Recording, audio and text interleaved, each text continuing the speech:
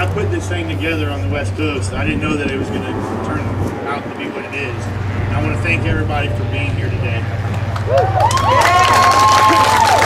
And I want to be very clear that I'm not here to protest. I'm not here to point fingers. I'm here to stand together as communities, as Floridians. Guys, we've got to get this water clean. We've got to get this water south. Without clean water, we're nothing. Nobody wants to come to Florida. Nobody wants to go to our beaches. Nobody wants to come to this beautiful lake and fish. Nobody wants to come and fish with us on the West Coast, on the East Coast. Without clean water, we're done. And you know, our flags that are on my truck that we drove over here today say enough is enough. What that means is enough of the foot dragging, of the excuses, of the finger pointing. We've got to come together, be together as communities, as Floridians, and fix these problems. Get these projects done, get that water south. You know, the lake right there is the heart, that's the very heart of the Everglades. Without that lake being healthy, the Everglades isn't healthy. And we all know that without the Everglades, we don't have a Florida. You know, I grew up in South Florida down in Homestead, and I spent my entire life in the Everglades. The Everglades means so much to me, it's not funny. That lake, I've spent many a winter duck hunting on that lake and speck fishing on that lake. I love that lake. I love this community. I love our community on the coast.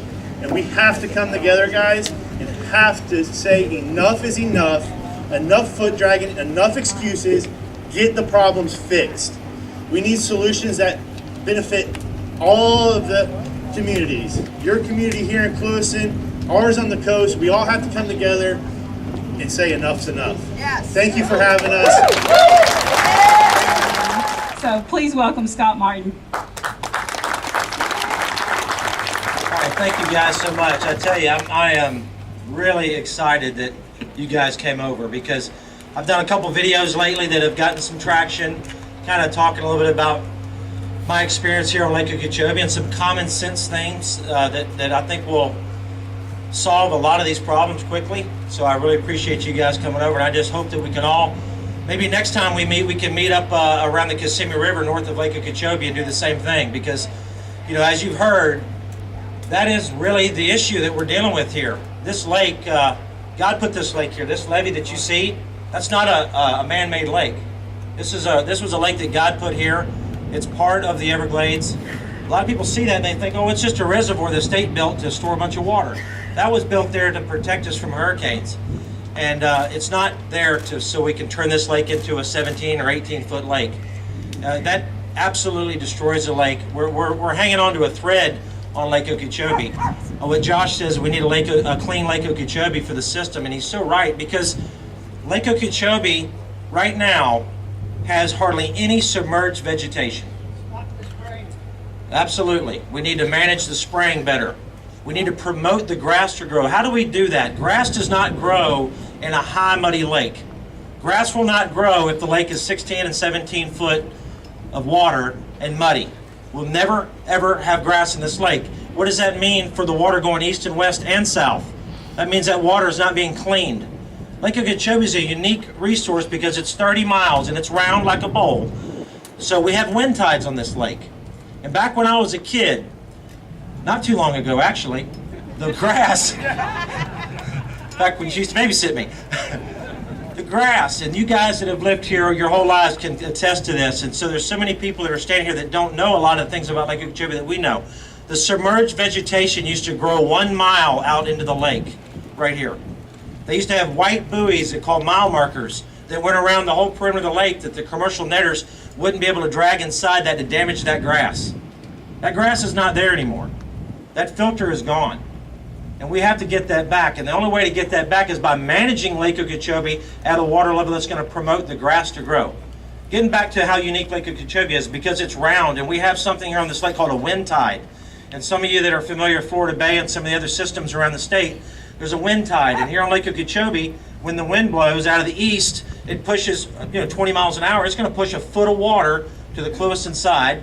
and remove a foot of water from the east side, and vice versa, no matter what. But because the lake is round, guess what that allows? 365 days of filter. No matter which way the wind blows, water's going in the grass and coming out naturally. We're not spending millions of dollars to buy land. We're not spending millions of dollars to put generation pumps out there. That's wind that God created and a lake God created, that we need to have grass in this lake. And that is going to help a lot of it. You ask yourself, why is there more algae blooms now in Lake Okeechobee? They're releasing the same amount of water they pretty much did 15, 20 years ago. It's because we have no filter in Lake Okeechobee. And so the water comes down the channelized Kissimmee River, hits Lake Okeechobee, no filter, goes through the system here, goes east and west, no filter, goes south, no filter, until it gets to the STAs, which are full of what? Grass. Absolutely. There's no water skiers out here. We don't have homes out here on the lake where people are worried about how much grass is on Lake Okeechobee. I challenge the Corps of Engineers and the governor and everybody in government to start managing this lake on how to promote the grass to grow and manage the lake levels so we can have a clean Lake Okeechobee. What people are doing in the government, what the Corps does, unfortunately, because it's the Army Corps, is there yes sir, no sir, lake level needs to be this, lake level needs to be that, and in the meantime we're killing the lake at the same time. And that's hurting you guys on the coast, because the water that's not our water is having to be sent south, east and west. And it's not as clean as it should be. We need to worry about storage north. And when I talk about storage north, I'm not saying we're going to stop the water from coming into Lake Okeechobee, but I'm saying we're going to slow the flow. We're going to be able to store water when it needs to be stored. We need to turn that Kissimmee River channelized system back into the way it used to be. A bunch of oxbows. That water would filter out in those sand grasses, sand flats up there, and percolate through and filter itself naturally. That's all gone.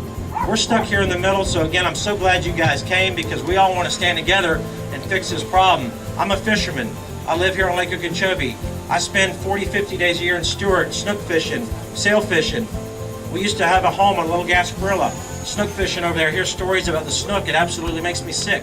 We have to get together, guys, as one big group. Imagine what we can do when we all get together and start talking about real solutions, not the ones that are political, that sit there and just waste time, that are 30 years down the road at best. Managing this lake doesn't cost any more money, and getting that grass to grow in that lake doesn't cost any more money. Absolutely. So thank you guys. I'm going to be hanging out here. We appreciate all the support. Josh, thank you for bringing everybody over. And